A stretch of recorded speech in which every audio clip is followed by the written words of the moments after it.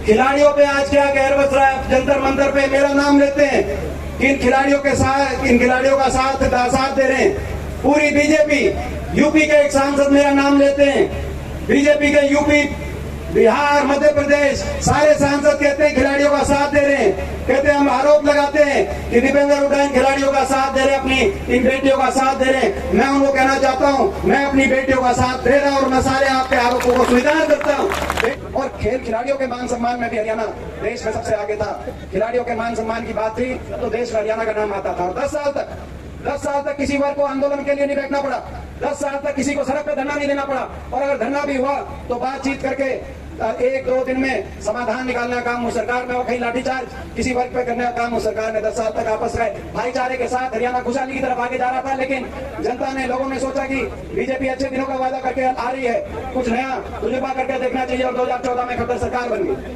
और ये आज मैं एक और बात कहना चाहता हूं, एक ऐसी सरकार बना दी हरियाणा में जो सरकार अगर काम नहीं भी करती तो भी हम काम चला लेते।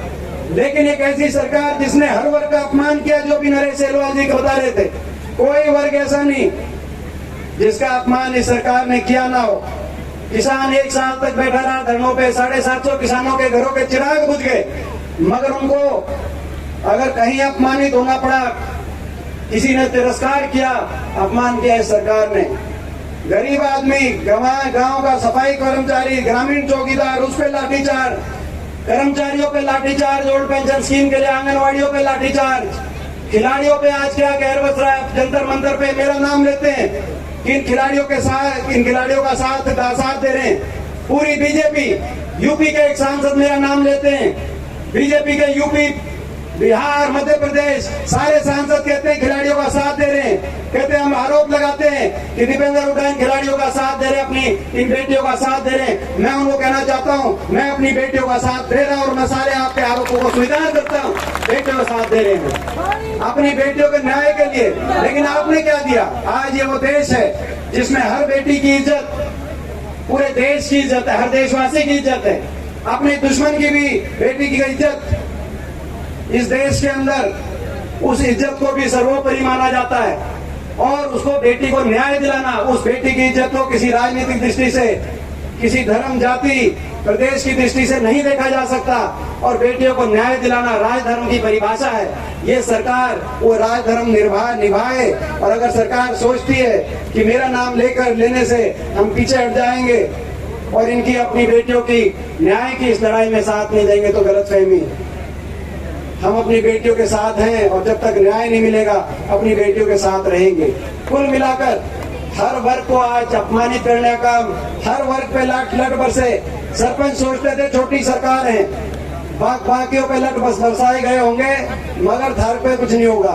मगर सरपंचों को भी अच्छी तसल्ली बिठाई कि नहीं बिठाई ये सरकार। तो ये हर वर्ग को। और अब मुख्यमंत्री जी जनसंवाद कर रहे हैं।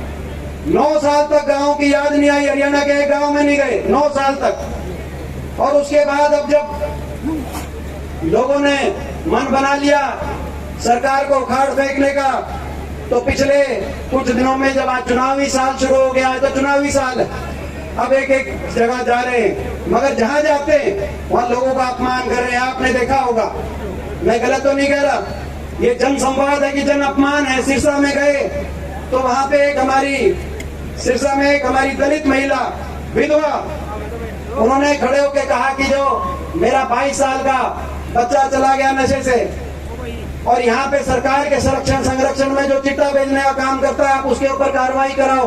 तो मुख्यमंत्री जी के शब्द सिखा के भेजी हुई है, इसको बाहर करो। एक और आदमी खड़ा हुआ तो फला पार्टी कार्यकर्ता है, इसकी पिटाई करो। कोई प्रजातंत्र में किसी को अधिकार नहीं है किसी की पिटाई करने का। हमारी भी सरकार रही थी, हो सकता है हम भी सरकार में रहे हों। 10 साल पिटाई करने की बात तो दूर की बात है। हो सकता है कि भाई एक आदमी ने मेरी पिटाई जरूर कर दी होगी, मगर किसी के हाथ लगाने की उंगली बात। कहने का मतलब ये कि प्रजातंत्र में अधिकार नहीं है ये किसी को। मगर ये क्या है अहंकार, क्या घमंड, ऐसा अहंकार, ऐसा घमंड, ये बहुत इनका आसमान, 7वें आसमान पे घमंड पहुंच चुका है। मैं पूछना चाहता हूं आपसे, इनके जेजेपी के इस घमंड को, हरियाणा में इस घमंड को आप कुछ तोड़ने का काम करोगे कि नहीं करोगे? एक बार हाथ खड़ा करके आप मेरे को बताओ भाई। यही अभी